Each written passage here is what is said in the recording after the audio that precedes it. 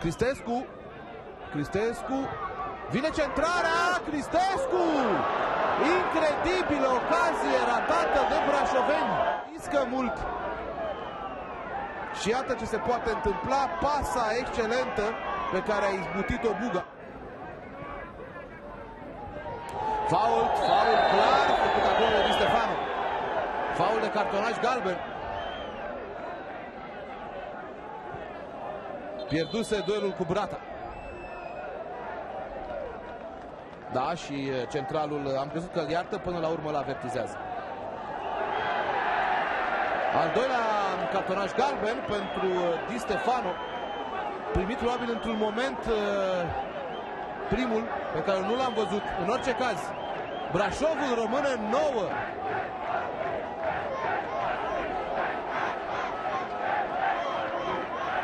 Aici a fost de galben. Nu țin minte că...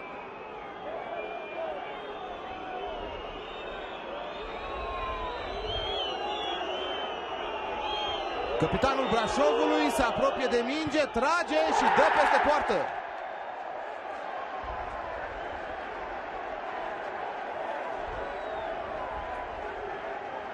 Lucrurile încep prost pentru brașoveni și aici la penaltiuri.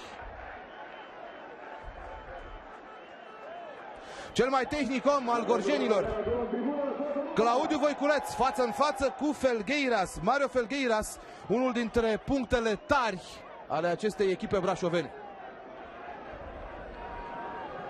Omul la care Steaua a renunțat foarte ușor și care apoi a înscris împotriva Stelei. Claudiu Voiculeț, față în față cu Felgueiras. Voiculeț, este 1-0 pentru Pandurii.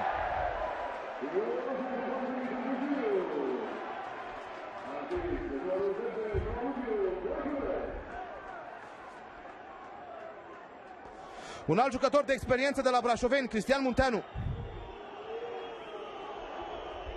Pe vremea când juca la Iași, a fost pregătit de Grigoraș și a izbutit să marcheze împotriva Stelei. Astăzi a fost de netrecut în apărarea Brașovului.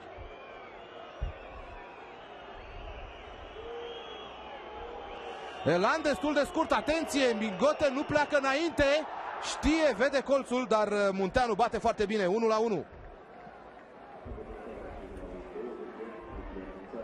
Capitanul gorjenilor, Viera.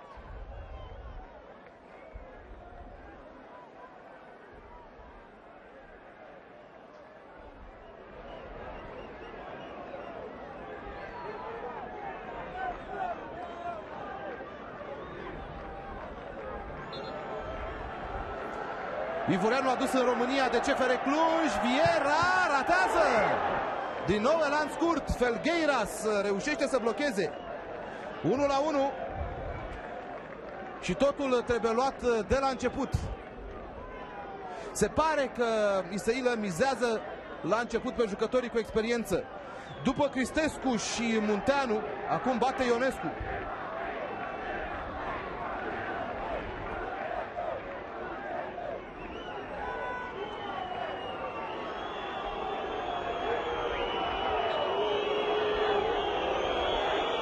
Ionescu peste bară, incredibil! A doua minge șutată peste de jucătorii Brașovului. Doi dintre oamenii de experiență, Ionescu și Cristescu, trimit peste.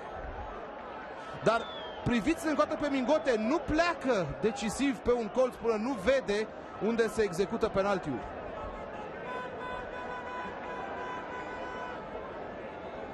Responsabilitate mare acum pentru tânărul Alexandru Vlad.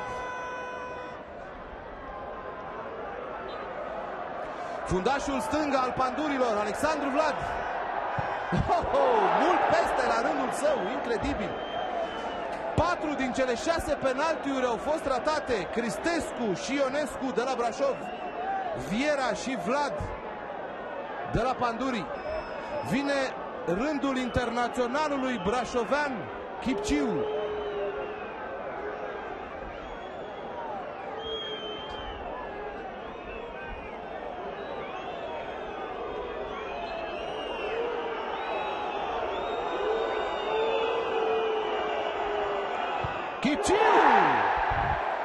Parcă văd altă poartă brașovenii, mai înaltă cu vreo jumătate de metru. Și Chipciu trimite peste bară. Incredibil, incredibil. La Unirea Alba Iulia a transformat fără probleme loviturile de la 11 metri. Să vedem acum la Pandurii Târgu Jiu. Călin Cristea.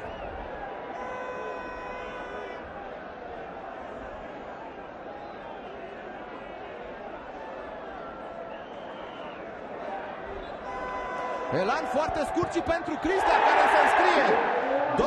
2-1 Pandurii. Cristea și Voiculeț au marcat pentru gazde.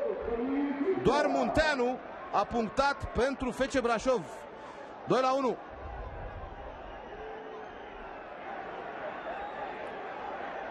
Velaios trebuie să înscrie dacă Brașovul vrea să rămână în luptă.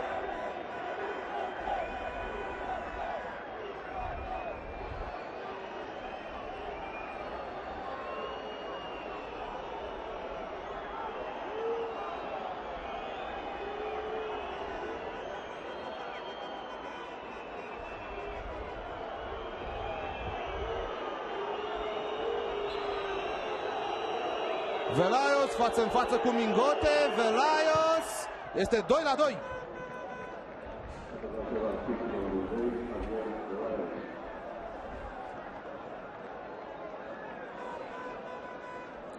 Alexandru Maxim pentru Pandurii Târgu Jiu. Dacă Maxim înscrie, meciul s-a terminat. Dacă nu, această loterie a penaltiurilor continuă.